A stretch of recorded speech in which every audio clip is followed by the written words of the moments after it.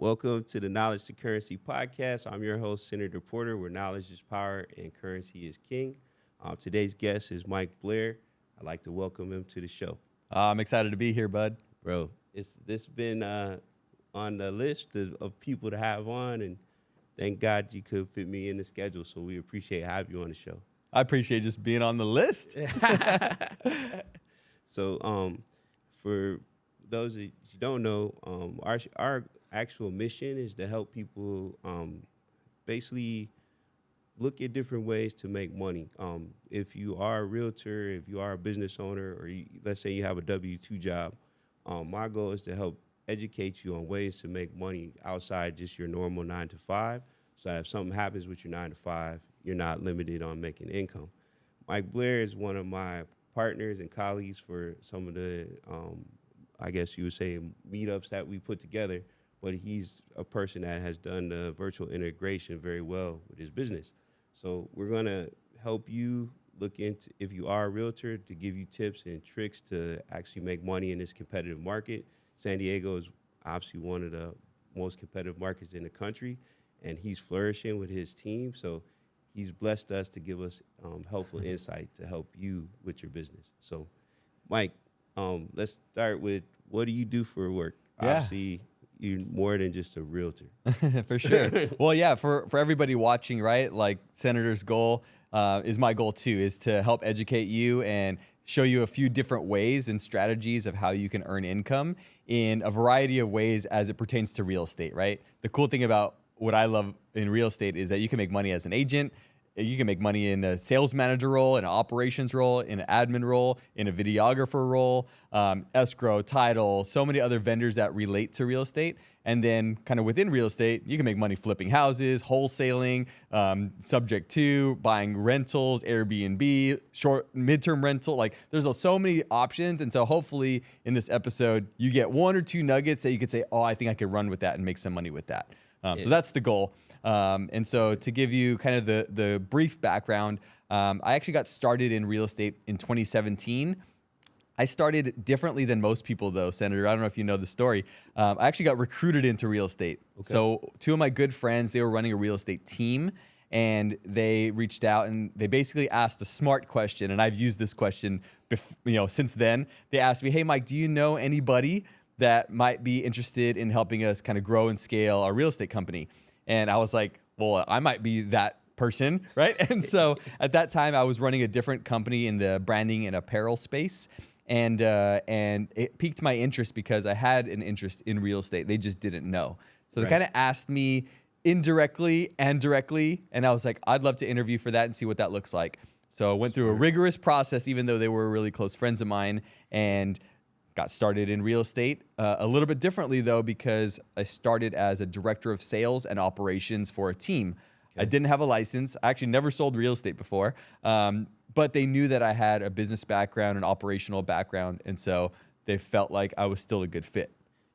Isn't that amazing about real estate? So for someone out there that doesn't have a big background in it, but they have, let's say they work at a bar and they have a big spirit of community, that's the perfect person that can go into real estate and actually kill it, because sometimes people see you one way, but you have a lot of layers to what you do and who you are and, the things you know. And sometimes you soak in information. That's what happened to me. Like the way I started my consulting business, I'd done loans for over 20 years at Wells Fargo, and I would do different loans for different type of business, different type of people.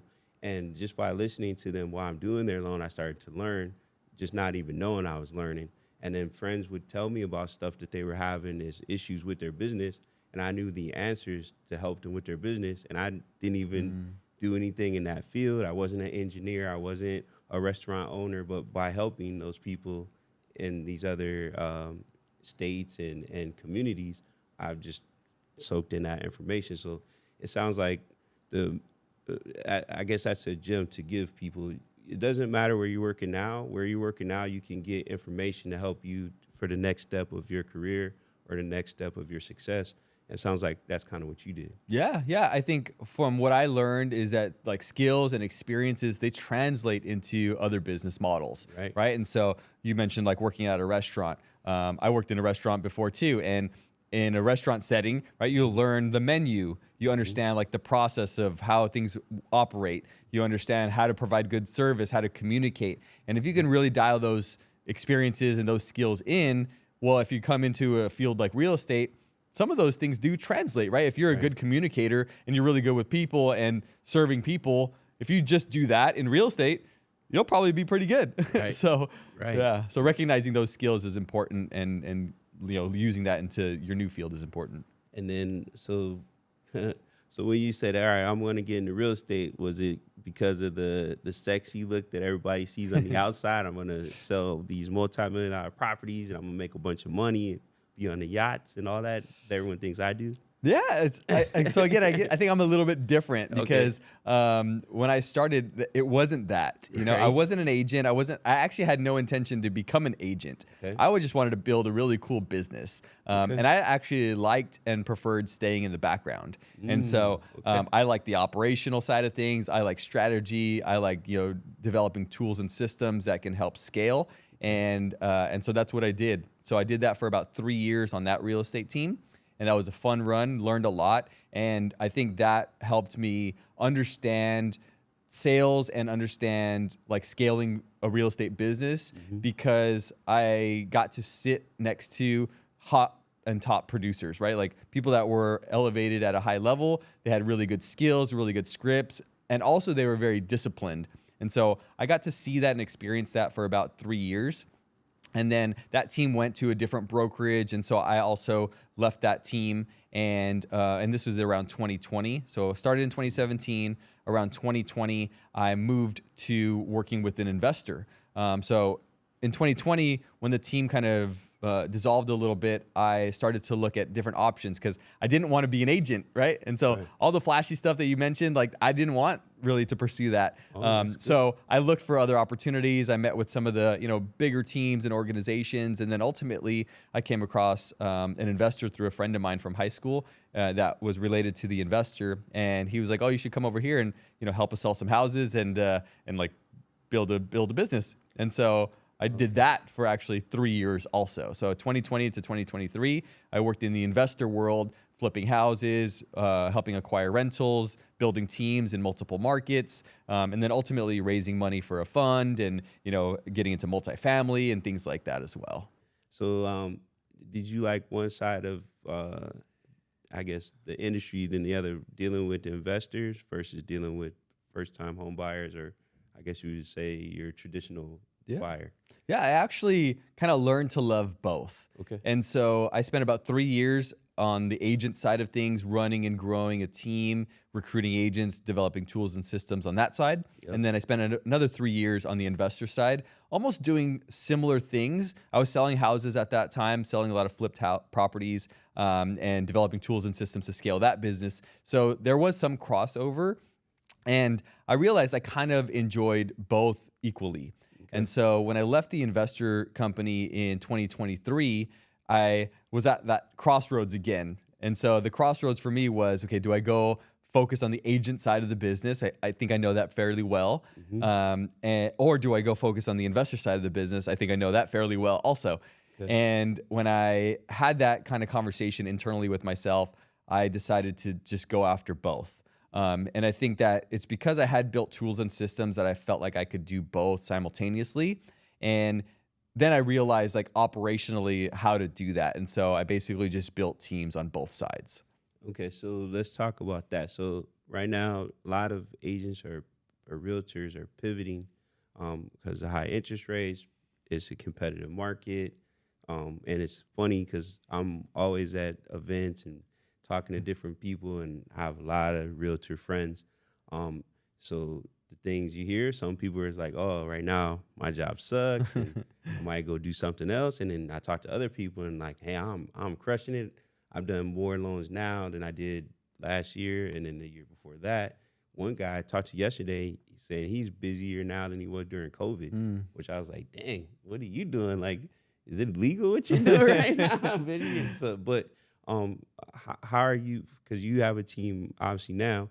What are some tips or ways that you guys are attacking this competitive market in San Diego? Yeah, for sure. I mean, on the agent side of things, there definitely is a little bit in the current state, right? A little bit, of a competitive nature. And there is a little bit more inventory now than there was, last month or a couple months ago. And at the same time, interest rates, even though they've gone down a little bit, they're still fairly high in comparison to where they were during COVID, right? Right. And so I always like to give the comparison because in my opinion, they're still not that high in the grand scheme of things. Or if you look at the big picture and go back to the 80s or 90s and where interest rates were in the teens, right? And so rates are not necessarily so high or unrealistic. And so then it becomes, okay, well, like, what is the true complaint, right? If you're an agent and you have a struggle, what is the main struggle? Is it lead generation? Is it conversion? Is it all the conversations that you're having people can't afford? So is it an affordability issue, right? I think it's important to identify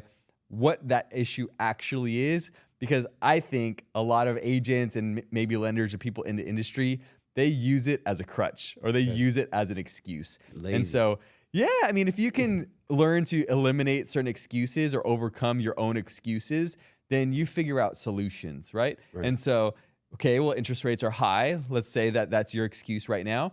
Well, what are you going to do about it, right? What are a couple ways that you can help interest rates become lower, right? So there's certain credits, there's certain programs, you could buy down rates. So you can eliminate that excuse if that's the real reason, right? And maybe it'll take you longer or you serve the client differently to be able to get to the point to where you can negotiate certain things to get the rate down. But if that's the main excuse, there are solutions to that. Right. Okay. So then it's becoming educated on, okay, what are the options and how can I serve the clients to be able to get them to the goal? So getting, getting more niche down on your craft so that you know it inside and out so that you can overcome the objection. Yeah. Perfect. Yeah. Perfect. I think also like isolating the objection, right? And that I think we're taught to do this as salespeople. If a client has an objection, our goal is to isolate that objection. It's like, oh, okay, besides that, is there anything else that's causing you to think twice about buying a house? No? Okay, well, let's focus on that objection. And I think we do that well with clients. Sometimes we need to do that well with ourselves to isolate that excuse. Perfect. And so the attitude of everyone's dealing with the same issue, isolate that issue, overcome that objection. So then when the person asks you that question, you have prepared to answer it. Good. I did a whole analysis on someone's business yesterday. She's an agent in San Antonio, and she's at a crossroads because she's having some success. She's ex-military, so she's already retired, young, and all of her referrals are coming from previous military people. Nice. And she's actually with EXP. She's doing well, but now she's like, do I take money and get coaching, or do I take money, put it in the Facebook ads? I'm sure you're very systematic with what you do.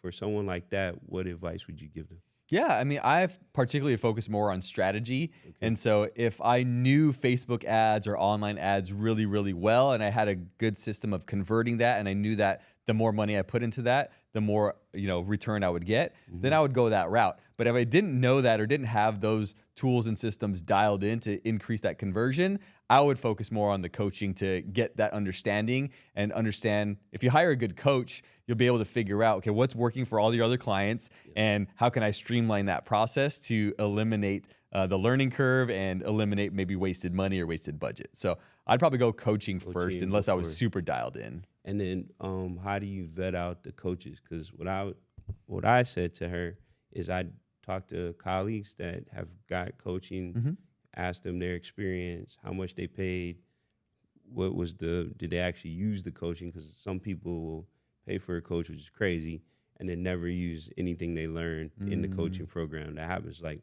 more often than not. How do you vet out coaches? Yeah, so for sure, interviewing coaches that maybe you've been in contact with or you've seen before, maybe talk to their clients and see what kind of results they have received, and then figure out kind of what you're looking for, right? What's important to you, because certain coaches are going to have different value propositions. And so some may be focused more on accountability, right? And so by having the coach, by paying somebody a large amount per month, then it increases your accountability. And so if that's a need for you, then maybe you go that route. But if you needed a strategist or somebody helping on the marketing side or conversion side, maybe you go lean towards a coach that has that part dialed in or that has clients that operate at that level. So I think it's important to identify what kind of business you want to build and what are those lead generation pillars, and then find a coach that maybe aligns with that. And then another thing she told me is she brought on 3 new team members now. So Awesome. now I called them direct reports, and she didn't like that. She goes, "I'm a mentor." I'm like, "Yeah, but they report to you." Yeah. She didn't like that. I thought that was hilarious. But so for someone like that, they're doing well by themselves. Now they start to take on other team members. Mm-hmm. What advice or what strategies do you use in that? Because that's really what you're doing. Like, Yeah. How big are your team's? Over 20 people now, right? Yeah, we have over 20 agents on the team, and I still am in production to some extent also, Right. mainly because I enjoy the game and I like to stay fresh on what's going on and Yeah. continue to work clients that are in my sphere and network and things like that. But I would say kind of on the kind of building team side of things, building a team is not for everybody, right? And so I would really evaluate yourself and see, okay, am I getting into the business to grow a business around other people? And if that is true, then I think focusing on the team is a good fit. And there is always that balance, right? Because, if you're a good leader, sometimes you have to lead by example. And so unfortunately, some people start building teams and they've never been in production at a high level, or they don't know how to get somebody to a 6-figure or multiple 6-figure income. And so you're going to have some struggles kind of, and maybe people leaving your team at some point if you can't lead properly with, the right mentorship or the right, system or things like that. So I would be cautious about building a team unless that's something you really want to do and you're really focused on. I think for me, when I started in real estate, I started essentially running a team from the very first day. Right. So I only know real estate as a team. Right. So I've actually never done real estate on my own. And so my belief is real estate is a team sport. I think you can get so much more done, so much more accomplished as a team. And then there's so much more leverage that can be created within a team versus you on your own. And so I like the team model, not only for me to be around other good people, but for other people to be around people like me and people that are also thriving in the business. So there is a sense of culture and community within a team that I think helps the team thrive and keeps and retains people. But in addition to that, it has to be led by somebody that has the skills and abilities and desire to help people through all the mental challenges and the overcome those roller coasters for sure. Yeah. Yeah. No. Real estate is the business where it's dead, and all of a sudden the rates drop, and now all of a sudden it's crazy, and you're like, for 8 months nothing was happening, and now we all gotta hurry, we gotta rush, but there's nothing going on for that time. So, my advice to people is like, just be prepared when those moments happen. But also, on the flip side of that, when the rates change, it changes overnight. So your lifestyle, how you spend your money, how you save your money is very important to keep a balance with that kind of stuff for sure. Yeah. Now, so you're talking about culture. Tell us about the culture at your firm. Yeah. So, I mean, for us, the most important thing about the team is getting people around the campfire, right? And that's kind of my philosophy that I learned through coaching and through training, right? I think the further people are from the campfire, the colder that they get. And so we have to keep and maintain a campfire. And so we do team meetings, we do team outings, we do like team Zoom calls for script practice, for training. And we have basically a community on school that's just for my team. So the team can interact. There's training, there's modules, like all of those things to keep people around the campfire. And so that's the concept that I focus on. And so we do some stuff in person, some stuff on Zoom, and yet my goal is to keep people around it so that they never get cold. And the more that, and I can track this based on attendance and who participates the most. And typically the people that attend the most and participate the most actually make the most money. And it's because like-minded people rub off on each other, right? And so if you have 5 people and me and 4 others, we're all making 6 figures in real estate. If a new person comes into that environment, they're either going to make 6 figures or they're going to get out of the business. And so we'd rather groom them and continue to increase their level of commitment, desire, training, tools, and get them to 6 figures also. So we just continue to kind of breed talent by just bringing them into the campfire and keeping them hot. So you guys hear that? Get close to Mike in the campfire, you'll make 6 figures. Yeah, for sure. I like that. Yeah.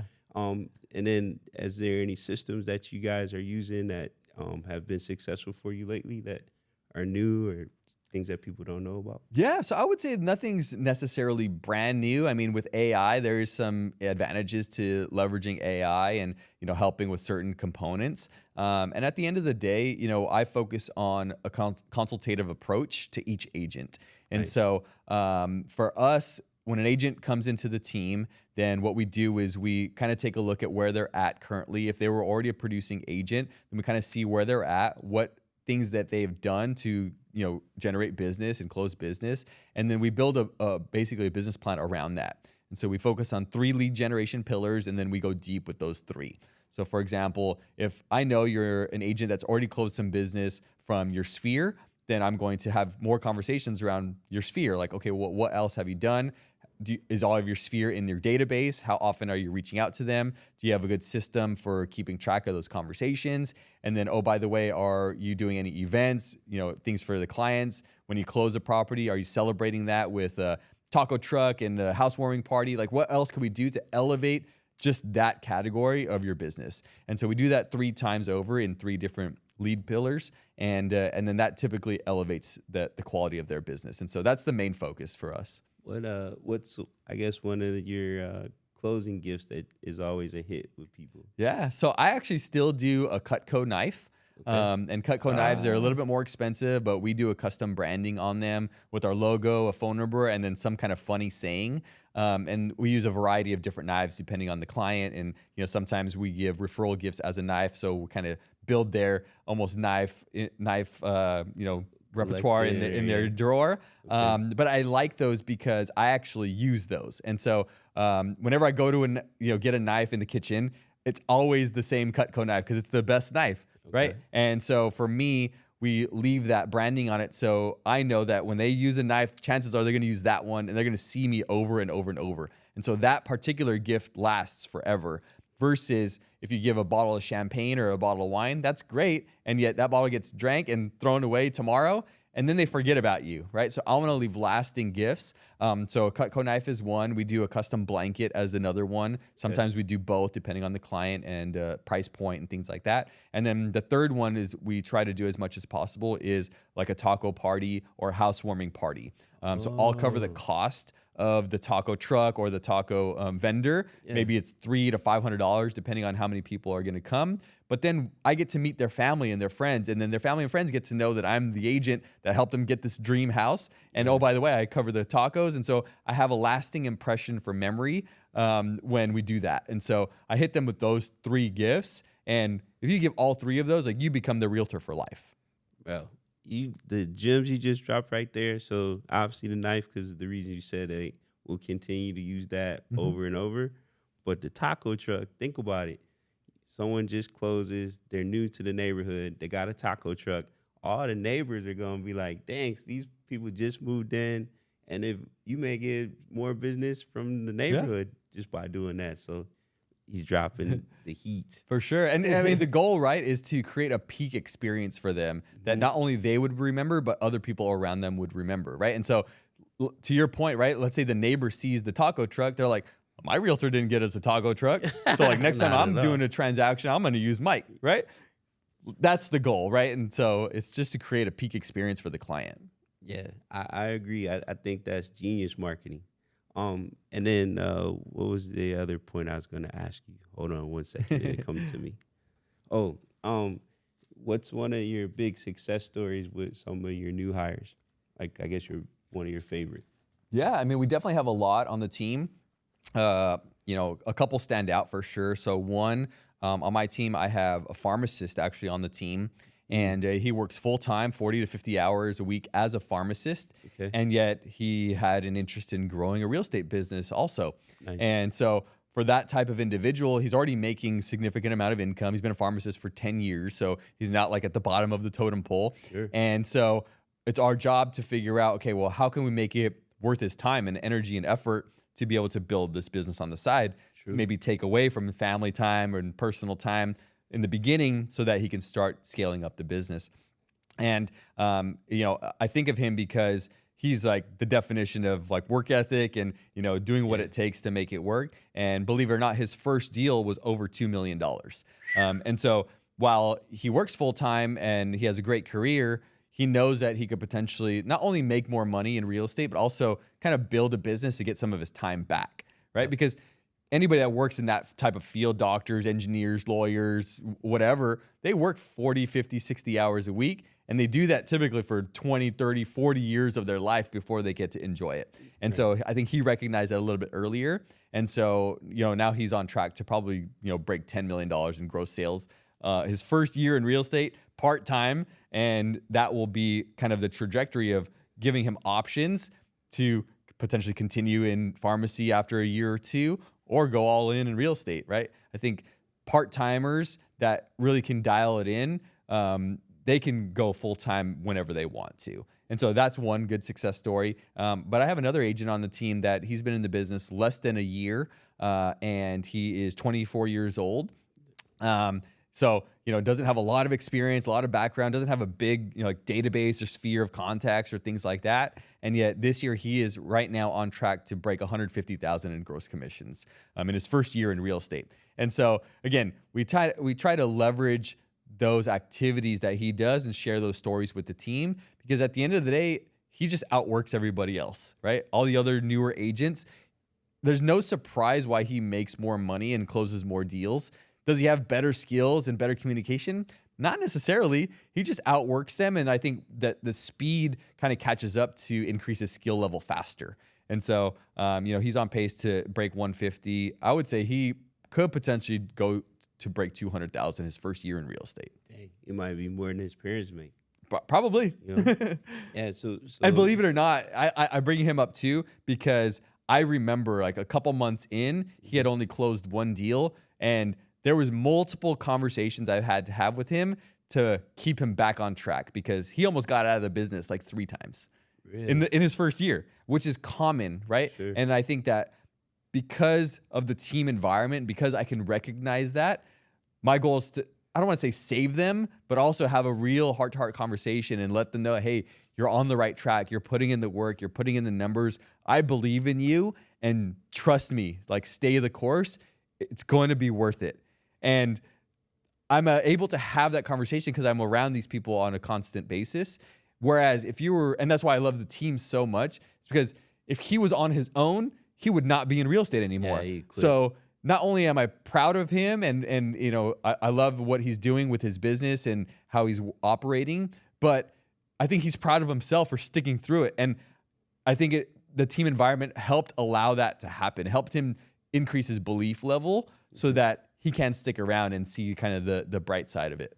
Yeah, because in San Diego, how many deals a month would you have to do to be a successful realtor, just to be an average realtor to make a decent living, in your opinion? Yeah, I mean, honestly, San Diego is such a high-priced market. If you did one deal a month, you'd probably be awesome, right? Because the average commission is probably, depending on price points, because there's condos all the way to detached houses to luxury, and yet probably the average is about $15,000 commission at the end of the day. So if you did one deal a month and you're making $15,000 a month, that's pretty good, right? So one deal a month can get you a pretty decent life. So you close 5, you're rolling Lambos and stuff, right? You could, yeah. and then it becomes, right, like, part of my job as a leader is to allow them to do what they dream of, what they want to do, and also educate them on other options of what you could do with your money, right? How can you save money on taxes? And so I usually bring in a tax strategist, or I'll bring in a financial advisor to the team to educate the team a little bit more, because when you have a bunch of people making 6 figures or multiple 6 figures, it's easy for them to see all the Lambos and all the other fancy stuff and say, oh, I'd rather just spend $1,500 a month on the Lambo. And I was like, well, you could do that. That's awesome if that's the goal and the dream. Or here are two other options that you can do with your money. You can invest it in real estate. You can invest in, your LLC and add a 401k to that and start building some passive income, retirement income. Like there are other things. And so my job is also to help them understand that and get them on a path that can get them to wherever they want to go in their future. Well, that's what a good leader does, because you're thinking like, hey, rates are down, people are making a lot of money, but I want you to be here for good or for the long haul. Even if you don't stay on my team, I want you to be successful later.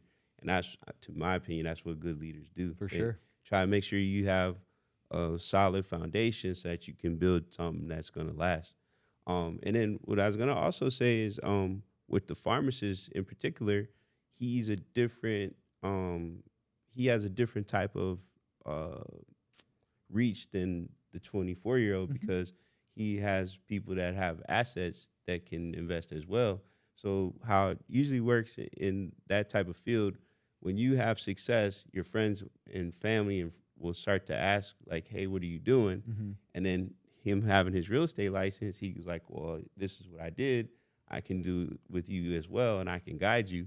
So then they trust him because he did it with his own money first.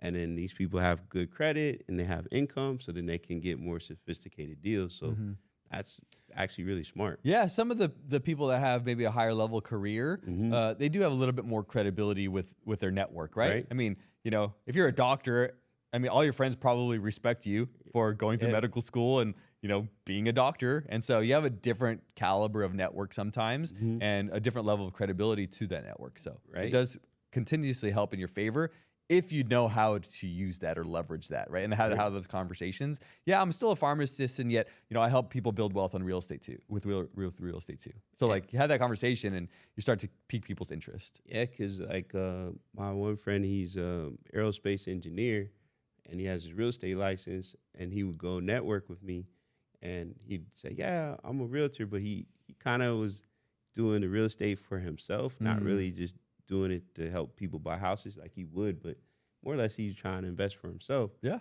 So what I told him to do, I was like, why don't you start just saying you're an aerospace engineer, but you have your real estate license? Yeah. He did that, and his whole conversations changed. People were more interested. They started asking him about aerospace engineer, why he does it, all this and that.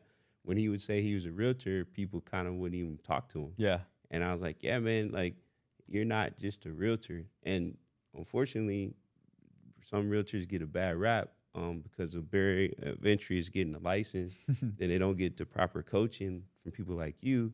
And then you got all these people out here just saying what they learned on TikTok. Yeah. And it makes the industry bad. But when you have somebody that's really tailored and an expert at what they're doing and really trying to master their craft, a realtor can be a great asset, because just like you said, for your team, you help them get a tax professional, help for their retirement, all these different things that can set them up for success. So that 24-year-old, he can end up being a multimillionaire and retire well before his mom and dad. Oh, for sure. You know what I mean? Just because he has somebody saying, hey, you're making this money, here's what you should do with it. Because that's what ends up happening to NFL players and rappers and all the stuff. They make all this money and they don't know what to do with it to keep it going. Right? Yeah, for sure. And to the point with your aerospace engineer, right? I think that's great that you've kind of helped him recraft that conversation or kind of what he does. And there's a lot of different ways to do that. And yet, if you can help somebody do that, then they could potentially be more successful and use the right language and use the right, conversation starter. And I think that's part of coaching, and that's part of, being on a team or hiring a coach, is that there are these little things, right? Like just that quote unquote script or that little pitch or whatever you want to call it can help that person get to the next level, because they already have the database, they already have contacts. And yet if you're burning those contacts by saying the wrong things, you're also negatively affecting yourself. So it's important. That's like dating. You say the wrong thing to the girl, she's gone. Of course. So you gotta tweak that, right? You can't say that at all. And then what was the next thing I want to say is, you're looking to hire on your team now. What things are you looking for?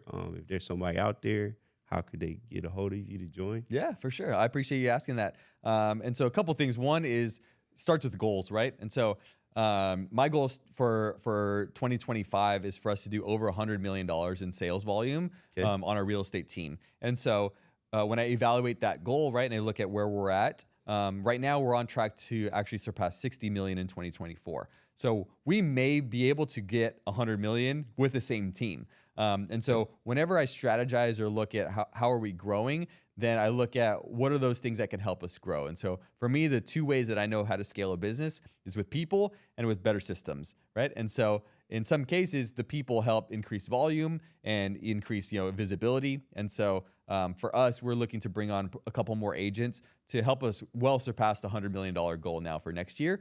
And so how we do that is there's a couple steps, right? One, it's a conversation to kind of understand where you're at as an agent. So if you were an agent and you reached out to me, then I would have a brief conversation with you. What is your goal? What is your objective? And ultimately, can I even help you, right? Like if I can't help you, if you're already on a different path, then that's awesome. And I'm going to cheer you on from this side of the room, right? But if there's some opportunities that we can work together and I can help you get to that goal maybe faster or better or build maybe a stronger foundation, then we should have a conversation. And the next step is for us to walk you through the value proposition of the team and then invite you to a team meeting, invite you to a team outing at an event to see the other people on the team and make sure that not only you're a good fit for us, but we're also a good fit for you, right? Because that's really important in building the culture. Like I don't want some jerk. You could be the highest producing agent, but if you're a jerk to me and the rest of the team, like we're just not a good fit, and that's okay.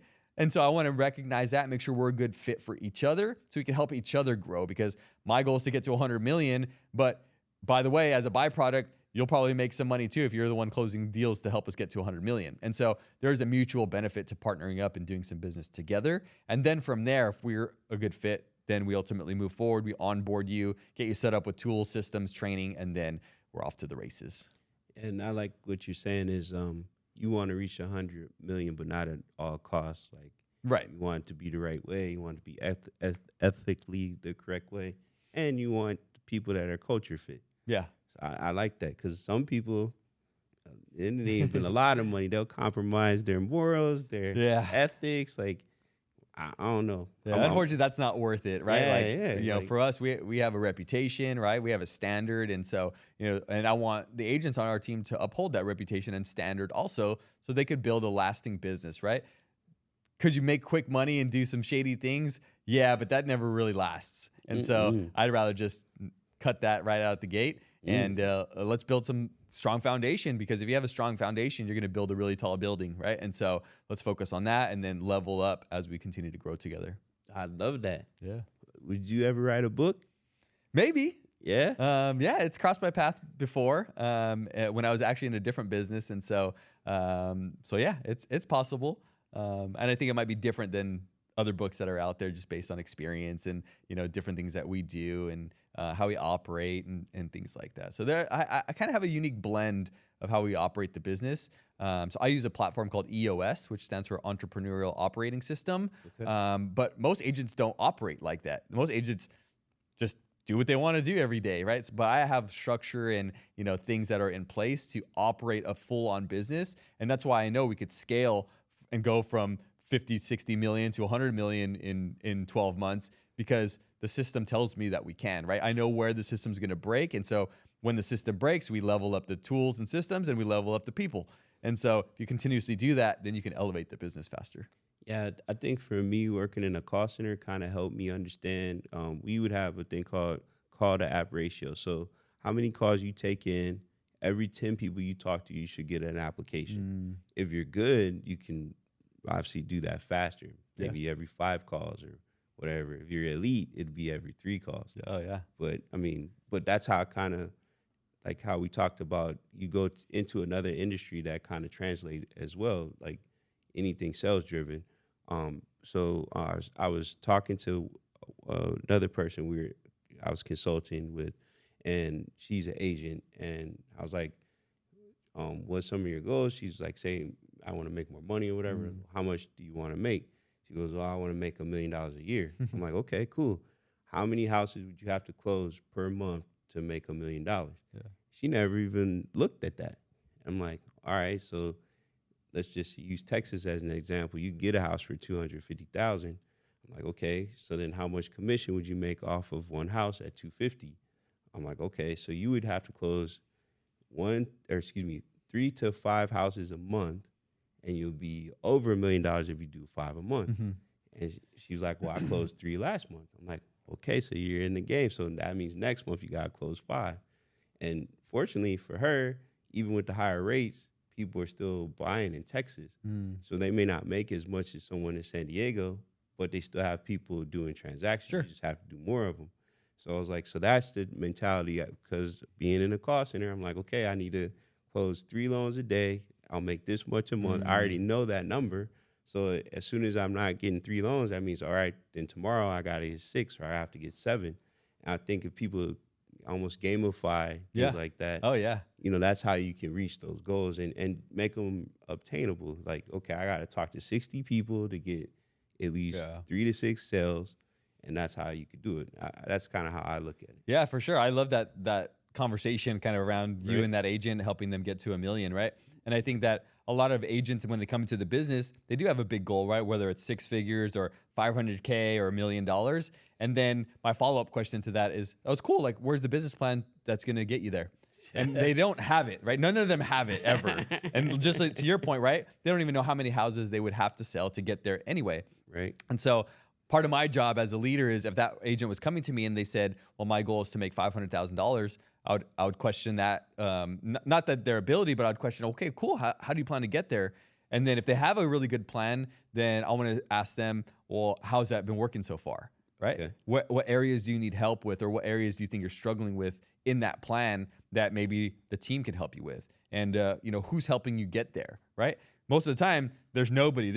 They're barely helping themselves, right? And so then it becomes, okay, well, if we could structure a way that if you started with us tomorrow, 4 people on the team start working with you to help you get there, would that add value to you and help you get there faster, right? And so then we structure things like that and go over a business plan and really get them dialed in. And then part of that is the KPIs, key performance indicators, to figure out, okay, what do they need to do on an activity basis to actually get there, right? So not only is it how many houses do you have to sell, but what are your conversion rates on your different lead generation methods to be able to get you to that closing, right? So let's take open houses, for example. Well, if you do 1 open house and 10 people walk into the open house and you convert 1 of those into an actual lead, how many leads do you need to close a deal, right? And there's kind of some funnels that we go down, right? So for us, we go lead to appointment, and an appointment is a buyer's consultation or a listing presentation. And we go from that appointment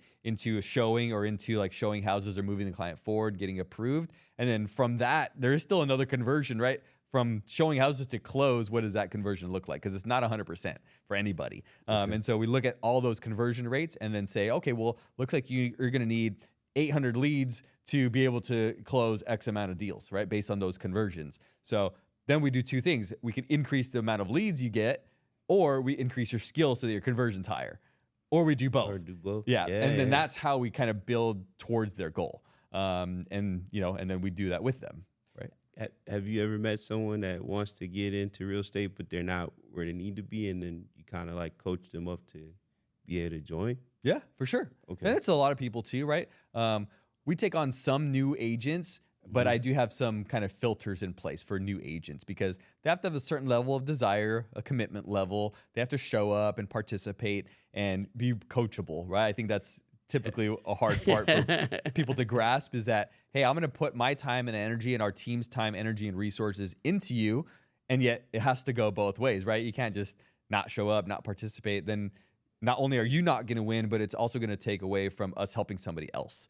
And so, we have to play team in that regard. But yeah, I mean, I love the new agents in some ways. Like I shared the other story. When he joined our team, he had never closed a deal before. Okay. And he went from 0 to 150 plus in gross commissions. So I like those stories. Yeah. And that works with the right individuals. Right. And I was gonna say, for you guys, so as an example, when I was a branch manager at a mortgage company, if I brought in somebody new, we gotta pay for training, do all this different stuff. Is it the same for real estate? Because they're 1099 or how they are 1099, yeah. And so for us, I make a judgment call at the end of the day, right? If I think that they're going to be a good fit for the team, we're going to be able to grow together, they're going to contribute and add value to the team, then I'm willing to upfront some of those expenses, right? And so tools, systems, CRMs, some video production, like we cover some of that stuff up front, business cards, open house signs. Like I'm a couple $1,000s in before somebody closes a deal. And so I am making a judgment call, banking on the fact that they're going to show up, perform, and then it's going to be a win-win for both of us. And then how do loan officers partner with you? So like for me, I moved here. I didn't know anybody, so I met a bunch of different realtors, but they already had a guy, their loan guy. And what was frustrating for me, every lender is either they have their strengths and their weaknesses. So sometimes there's a misconception that the broker has every product that the customer needs, but unfortunately that's not true. Yeah, they don't. And some people believe the credit union or the bank has every product. That's definitely not true. They only have one. Yeah, like no. Depending on the lender, they want a specific person in a specific credit score. They want them in this little perfect box. If you don't fit at that box, let's say you're like right up here, they don't even want to help you until you can fit in their box, which is unfortunate because there's a lot of people out there that could buy if they just went somewhere else. But that person at the bank can't even refer you to someone else. And that's one of the reasons why I got into consulting, so that I could say, well, hey, I know exactly what Wells Fargo and Chase and Bank of America look for. And then I do know brokers that can help you as well. So if you need a loan, let me look at your situation. And then I can say, okay, here's a couple of different options for you to be successful. So what I was going to ask is for, I guess, a new loan officer, whatever they want to work with you and your team, what is the best way for them to talk to you? Yeah, for sure. I mean, I love working with a variety of loan officers. And the reason why is because they do offer different products and they do have different value, right? And so my suggestion, like if you're a loan officer watching this and you wanted to work with a team like ours, it's really dialed in what is your value proposition to an agent or to an agent team. And, what are you willing to do to earn the business and what are you willing to contribute towards? And most lenders that I come across, it's like, oh, send me your lead or send me somebody that got turned down and then I'll see what I can do to work with them. But I don't like working with lenders like that. I want to see, okay, well, how are you going to add value to me and the people around me and to my clients? And once I've understood that, then what are we going to do together to convert leads and serve people together? I'm not going to serve them and throw them over to you. We're going to work them and serve them together. And so every time I do a buyer's consultation, are you going to be with me? Because that's how I add value to my clients. I educate them on the process. I learn more about their needs. I get to understand like their family and kind of why they're looking to buy a house. And so are you going to show up and do that 1 hour buyer's consultation with me so that you can educate them on the finance side? If you're not willing to show up, sorry, like that's my process. And so we're probably not going to be able to work together. That's awesome. Though, that you would even I have to set that standards, right, and expectations. That's awesome. So that's kind of what it comes down to for me. Same thing on other lead generation methods, right? If our team does a lot of open houses, so if we're going to do an open house, my expectation is you, Mr. and Mrs. Lender, you're going to participate in the open house with us. You're going to understand how we have dialogue, how we have conversations, how we convert clients over to working with us. And I expect you to do that with us, right? Because if I'm talking to somebody else that just walked in, you're there to talk to the other person. Like we're working as a team to be able to serve the client. And so are you willing to show up to the open houses when we need you? If the answer is no, we might not be a good fit. And that's okay. You have your business model and that's fine, but it just doesn't jive with our business model. So I look for lenders that are willing to play and participate in how we participate in the business. And that makes a better experience for the buyer, which for all of us, actually. Which we all should want to do. Right? Yeah. Because imagine the lenders with you in the buyer's consultation, and let's pretend you were the lender, Senator, and I would say, well, I'll go through my spiel on how do we service clients, what to expect, what does the buyer process look like, and Senator's my lender partner here. He's with me to help educate you on the financial side, answer all your questions right now, and then we can get your pre-approval going and see where we're at so we can go hunt for properties together, the three of us. Right. Me, you, and the client. Right. Imagine how powerful that is when your client's like, oh yeah, I love this team. Oh yeah. Like they're helping me all the way through. Like they took a lot of time out of their day to serve me. I mean, that creates a solid relationship between the lender and the agent, between the lender and the client, and between the agent and the client. And so we all win if we could play that game, at least in my opinion. Versus if I just pass you leads and say, hey, I hope you can get them pre-approved, like that works, but that doesn't work. That doesn't like kind of jive with how I operate. So. Yeah, when I worked at Wells Fargo, I was on the wealth management team for them. And when I first started working with the wealth management, my region was basically like southern East Coast. So Florida, Georgia, all the way to north of South Carolina. And that was in Charlotte, an example was Wachovia. Wells Fargo bought Wachovia.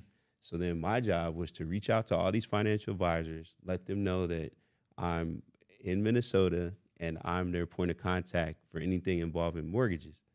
And when I would call these offices, these dudes would just hang up on my face, curse at me, talk just insane to me, right? And all my other friends, they had different, like one of my boys had Philadelphia, New York.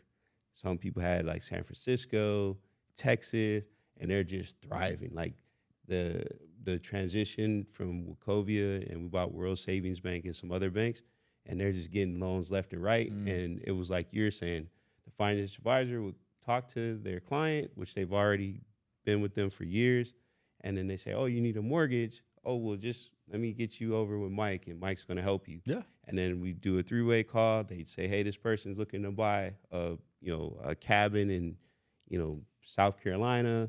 It's going to be $800,000. They can put down 20%. What rate can you give them? And you'd say the rate. How much are the closing costs? You go through all that, and then they say, okay, let me talk to the client, and I'll call you back. So then they would talk to them. They'd say, okay, what do they think why it would be a good deal? Then they call you back and say, hey, Mike, I'm going to let you work with my client, close it. I shouldn't hear any issues. And you pull their credit. Like the whole time I worked there, maybe 3 people had bad credit. Everyone has, so it's just like, because you're in the wealth management like the category, pristine, right? like whatever. And the people that had the bad credit were family members. Because I guess if you had $1 million or 250,000 and up, your family could get the benefits as well. Okay. So then you'd help them, and then they say, hey, help my nephew, and nephew doesn't have the same deal. But what I learned is what you're saying is we would do the consultation together as a group. Everybody was on the same page. They could hear exactly what the loan officer is saying to the customer, and that experience was better. So then when the customer maybe not listened to what was said or got a misunderstanding, we could bring the financial advisor on, like, no, I was on the phone. I wrote everything down. He did say that. Here's what the costs were. Yeah. Versus like dealing with realtors, sometimes the customer call, you give them a pre-approval, and then they go talk to their realtor, and the realtor has a guy. So now the realtor doesn't want you in this transaction. Sure. They want their guy because they know their guy. They've done deals with their guy. They don't know Senator Porter at all. So as soon as you get them on the phone, there's like a tug of war over the client. The client already wants to work with you because you gave them the star thing, but this other entity doesn't want to work with you. They think you're going to mess it up. So the whole time you're going through the transaction, it finally closes, and then they're like, well, you got this transaction, but we don't want to do more with you. So they wouldn't want to do recurring business. So it's and that's cool, always tough, right? Like, that you were like saying like, nah, I'm open to work with you. Yeah. But it's going to be a two-way street, and this is a true partnership. Yeah, like, for sure. Help me put out my open house signs. Maybe buy the food for my open house. Yeah, whatever it is. Help me work the room when the people come into the open house. Yeah, we work it together. That's fair. And at the end of the day, the goal, right, is to create a great experience for the client, right? And so that's why we do certain things a certain way, because, I recommend if you're already working with a bank, well, that's awesome. And yet what's more important to you, the relationship you have with the bank, or somebody that's going to take care of you like one-on-one, like not treat you as a number. Right. And sometimes that is important to people, right? Absolutely. And so, our lenders potentially that we partner with can match the rate or can do all those, but then they're going to meet with you one-on-one. They're going to educate you. If you need a scenario run, they're going to run it on the spot, right? Like there's other things that come with that level of service. And so we want to make sure that they understand that. I don't have to work with our lender by any means. And yet if you want that kind of experience, which we attempt to create for all of our clients, then let's have that conversation with that lender partner and see if that makes sense for you to move forward. Right? It's refreshing that you want it to be a partnership for everybody, and and we're dealing with a big transaction. That's what it should be. Oh yeah. Anyone that's gonna help me close the deal is my friend. Yeah. The title guy is my friend. For the sure. appraisal is my friend. Realtor is definitely my friend. So Yeah. I just never understood that part about the industry. Yeah. And I would say I treat all of the vendor relationships the same way I do with the lenders, right? Right. Like the home inspectors, hey, if I'm referring you, Yeah. if you're scheduled, you better show up on time, right? We have to do a walkthrough summary at the end. We have to add value to the client, right? And it's the same with title. It's the same with escrow. It's the same, like everybody for me has this similar expectation because I want my clients to have the best experience they possibly can. If they're going to have hiccups in the road, that's okay, right? That happens during the transaction. Right. And I want to make sure that the client knows that we're there to help get past that and help serve them, and that all of our vendors are dialed in and ready to go. Dang. I got some questions I had. Yeah, let's do it. One of my questions, what are some real estate trends that are going on right now? So given your experience in real estate, what emerging trends do you see in the market happening in the next 5 to 10 years? That's interesting. I think there's trends on kind of multiple facets of the business, right? I think like from a marketing perspective, the trends of video and being creative, sometimes even being comedic or funny and capturing attention or being more entertaining is there, right? And you look at the TV shows, right? The HGTVs and things. How do they, intrigue people? It's with some comedy, it's with some entertainment, it's with some drama, right? And so I think there are a lot of those trends going on right now. And then people mimic that as agents, right? Whether it's, a Selling Sunset mimic or like, meme or something like that, right? That is, happening more and more, I think, with more things, in the marketing world with social media and with TV.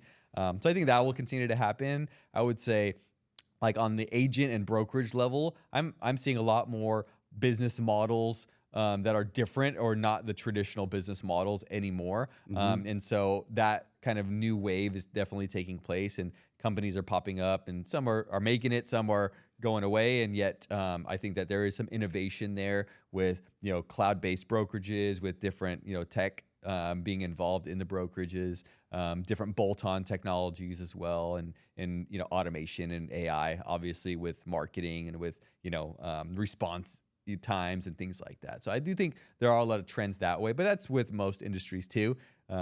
Technology will always innovate and continue to evolve. And so you have to know or learn how to use that to your advantage in your business. Yeah, because you kind of got into the industry during COVID, right? Yeah, I would say. I mean, I started in 2017, so it was before COVID. And yet, when I was selling real estate at a high level and working on the investor side, it was during COVID. So a lot more rules and a lot more adaptation. And so I kind of just learn to roll with the adjustments and adapt to the markets. Yeah, because if you really survive that whole environment, what we got going now is night and day. Like you have a lot more advantages than a lot of other people, because a lot of real estate stuff was face to face, and COVID made it where you could do like Zoom calls and stuff like that. Do you prefer one over the other? So I prefer face-to-face as much as humanly possible, right? It doesn't always make sense. Sometimes the client's not always available. And yet face-to-face is still the highest level of communication, because you can really feel for them. You can hear their tonality and their voice differently than you can over Zoom. You can see their body language differently. You can really interact differently and ultimately create a better experience for that client, or understand their scenario better. So I like face-to-face first, then Zoom second, then like a phone call third. Yeah, because like one of my good friends, he bought in Hawaii during COVID. He got orders to go to Hawaii, and he bought a house sight unseen. And obviously the house doubled in value, but he didn't know what he was getting. He's like, I hope it's a nice place. Yeah. I'm like, so you just bought this place? And he's like, I got to go to Hawaii either way.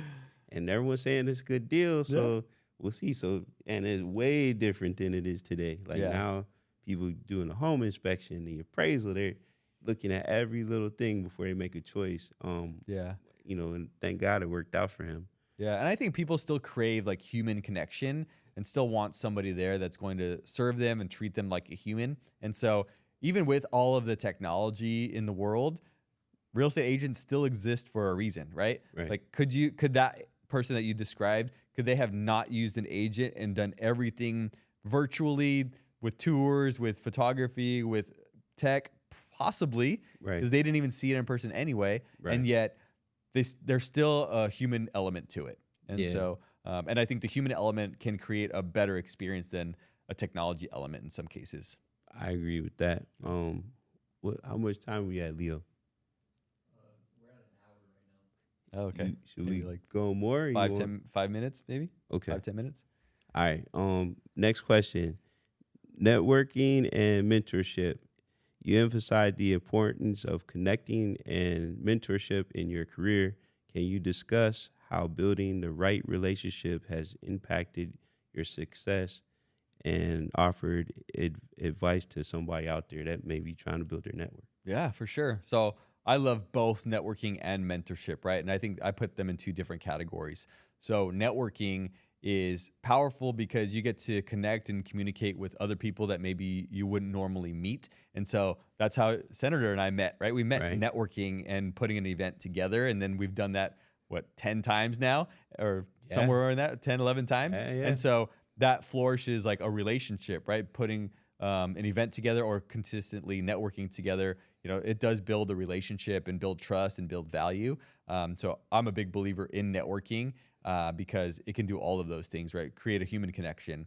On the mentorship side, I am a big believer in mentorship because a mentor typically will have gone through some of the same experiences that you're going through or you're looking to go through, right? Whether that's business growth, that's development, that's challenges, that's obstacles. There's a lot of different things that happen in business dynamics. And so I'd rather have a mentor that's walked some of those paths before to help eliminate some of the mistakes. Some things you have to go through on your own. And I've learned that the only way through is through. And yet if that could be avoided, or if somebody could say, hey, Mike, like as you grow, you're probably going to hit this kind of level or this capacity or this challenge. And so I want you to know that that's going to come. So why don't we talk about that now so that when you do hit it and you feel it, you know how to work through it quicker or work through it better. And so having a mentor or multiple mentors or coaches that can help with that guidance, in my opinion, does help. And it is the shortcut, right? If you're looking for any kind of shortcut, I don't think there is one except for mentorship of following somebody that maybe has been there before. And so I'm a big believer in that. So on our team, we've hired multiple coaches, right? So I've had coaches for myself as an individual, coaches for our team. I had an operations coach specifically for operations. We bring in sales trainers, and then I have an investor coach that is very high level as well. So I've been involved in that, and some of them cost $1,000 to $1,500 a month. And the investor side at the peak, it was $30,000 a year. And so why would I spend $30,000 a year? And most people have that internal dialogue conversation. And it's because it creates a different level of opportunity and experience that could help you go faster, help you be better, and put you in the right environment with other people that maybe also have been there before. So I think that it is worth it if you really take the time and energy to put in the time and energy to extract all of that value from it, right? So I think coaching is a two-way street. But from accountability standpoint, I do know that if I'm spending $30,000 a year on coaching, I'm going to show up to every call. I'm going to ask questions. It does hold you accountable on another level versus free coaching, right? Like there's nothing wrong with free coaching. I do a lot of free training and things like that to groups. And yet if you're paying me $10,000, you're going to show up differently too. And so that does bring the best out of people, in my opinion, if they're willing to do their work when they do hire the coach or mentor. Not what did they call it? The dummy cost.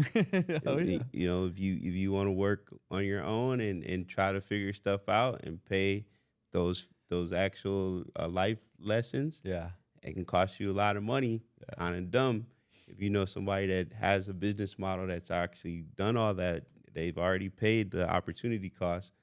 Now you give them some money to help you run faster. Michael Jordan had a coach. Kobe Bryant had a coach. for sure. Like, they already knew how to play basketball, Yeah. but if somebody coached them to play it at a certain level that they wanted to go where they didn't know how to get there. So I think that's definitely important to always keep learning, always push yourself to that next level. And some people can unlock something that you just don't know. For sure. Yeah, so I agree. One more question, and I'll let you go because I'm sure you're busy. I wanted to ask you this. Hold up. Hidden opportunities. In your experience, what are some overlooked hidden opportunities in the real estate market that savvy investors should be paying attention to? That's a good question. I think that there are a lot of opportunities, sometimes too many opportunities. And so I think it is important to understand the game that you're playing, right? What is the intention? What is the focus? What is the goal? And then build a plan or strategy around that. So for example, if the goal is to increase cash flow or have active income, then you need to do stronger active income producing activities, right? So let's say you're flipping houses. That's an active income type of business model, right? Wholesaling is active income. You have to get that house under contract. On the flipping side, you got to remodel that house, and then the house has to be sold, and you have to do that process over and over. So if you're chasing active income, then you have to have the right business model. If you're chasing passive income, then you have to kind of understand what that looks like too. The way that we analyze deals is probably a little bit different than most people because I kind of have check down methods, right? And so let's say I come across a property that is a really good deal. So I'll analyze it as a potential flip, but then I'll also analyze it. Okay, well, what if we were able to refinance that and keep it? What kind of cash flow would that bring? How much money would we be out of pocket? And does that business decision make more sense at this time in our business versus the flipping? And that is determined by what I've learned to call like velocity of money, right? If I have a lot of money sitting in the account and I need to deploy some of that and maybe have a write-off or have an asset, then I'm going to make a decision to hold it. But if I don't and I need to build active income, I'm going to make a decision to flip it. And it could be the same house. And so your decision-making process is also going to help dictate kind of what the outcomes are going to be of the goals. And so again, in our methodology, I look at houses as a flip, as a long-term rental, as a midterm rental, as a short-term rental. And I see, okay, well, what potentially is going to be the best outcome of those four? Or is there a development play here, right? Could you build an ADU and hold it? Could you build an ADU or get plans ready and sell it, right? So there's multiple avenues. And so it's important to understand what you're working with to see and evaluate those multiple avenues and see, okay, what is actually the best outcome for where my business is at right now? And that answer is different for different people based on where they're at financially and where they're at in their business. And so I think it's important to look at things like that versus just, kind of chasing the next shiny object, right? Like right now, ADUs are very popular in San Diego, or like complete communities were popular, and I don't really hear anybody talking about it anymore because there's a lot of challenges with that, right? And so I think that figuring out what the opportunities look like and how that's going to help you get to your goal is more important than chasing the shiny object. Because there's a lot of different ways to make money in real estate. And so if you try to do everything, you're probably not going to do anything.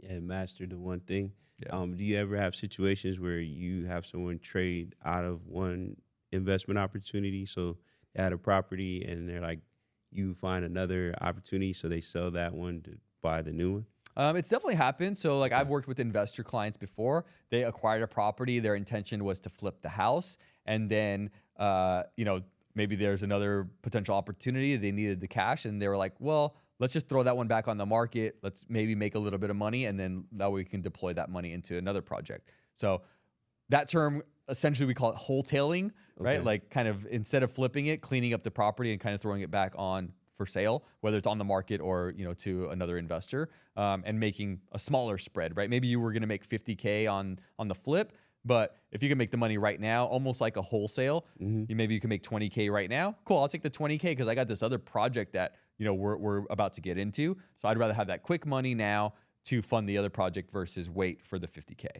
Are people still as greedy? Because now that the market's kind of cooled off, are they more reasonable about the pricing of the property, or do they still want like a 600 square foot condo for $2 million in Chula Vista or what? Yeah, I mean, pricing is crazy in San Diego, right? And so I think that every deal is unique and different. And ultimately, it comes down to who the seller is and what their goals and objectives are. And so the ones that are making decisions, not necessarily with the most amount of money they're going to walk away with, are typically the better deals. So for example, let's say there's like a probate deal or a divorce deal. In some of those deals, they don't need to make every single dollar. They just need to walk away and move on with their life. And so sometimes the speed of a cash offer, the speed of an investor offer makes more sense because it stops the pain, right? Because they're going through challenges and pain at that moment versus hiring an agent like me to list the house and get showings. And then 90 days later, the house gets sold. Like if they could walk away now in 10 days and lose a little bit of money, but eliminate the pain that they're going through, most people in that scenario would rather do that, right? So those are where we see some of those deals come. That makes sense when they pencil out, like based on a flip or based on a development deal, right? Because you have to get a decent enough deal to have enough meat on the bone to spend $100,000 into the property and still make a profit, right? So, that's where we've seen kind of some of the opportunities. Then how do you get the I guess the person to get the realistic expectations when they're like unrealistic? Yeah, I think my strategy is a little bit different because I'm not like a hard sales guy, even with cash offers. Like if you go through a lot of other investors, like it's only one way, right? It's a cash offer. Oh my gosh, this house is going to fall apart. And like, you need to take this offer right now. Like that kind of deal. That's not usually my approach, right? My approach is, well, let me understand what scenario you're in and let me help come up with a couple solutions, right? You could list the house and my real estate team could definitely take care of that for you. And this is what the fee structure looks like. This is kind of our projected timeline of getting your house ready, getting photos, getting it on the market, showing the house, getting into escrow, like closing the deal. Or we have another option because we work with a couple investors. They can give you a cash offer. Chances are you're going to walk away with actually less money, and yet what's more important to you, walking away with the most amount of money or stopping the pain, stopping the bleeding, maybe not losing on the next opportunity? Because sometimes people have taken cash offers, a lower cash offer, because they had another opportunity on the plate, right? Like we just talked about, sometimes the investor is even willing to take less because they have another opportunity. And that happens in the real world too, right? And I've seen it happen. I've sold some really cool properties or helped acquire some really cool houses that the guy could have made $20,000 or $30,000 more if he just hired me to sell it on the market. And yet he was like, I need the money now because we're developing something and we're short in cash. And instead of me getting another loan or doing this other thing, I'm already going to sell the house. So I'd rather take a small hit now anyway, because I got a big opportunity over here. So it's the same, right? Those opportunities do happen. So I like to just give opportunities and give options and see what's best for them. Like what's serving the purpose or the need that they have. And when I approach it like that, for me, usually I win either way, right? Because I'm giving them the options to hire us or cash offer or whatever the case is. And I'm not kind of burning any kind of bridge or things like that. And so my approach is a little bit different. You got any announcements coming up that the world needs to know before we tap out? Oh, man. Yeah. I mean, I would say number one, if you're in San Diego, for sure, you got to come to Margarita and Mingle, which is the networking event that Senator and I and a couple other friends put on. We do that the last Thursday of every month. So reach out to us for the details on that. We typically have 50 to 150 people come to that event. And it's just open networking, good people, good vibes, like great connections there. So I'd encourage you to come to that. If you're an entrepreneur, if you're in real estate, if you're just looking to like learn more about business, it's a good place to come. In addition to that, if you are a real estate agent, then I'd love to have a conversation with you and see if there's anything I could do to add value to you. Maybe help strengthen your business plan, maybe help you with a marketing plan, maybe have a conversation around how we could build something together. I'd love to have that conversation and see what I could do to add value to you.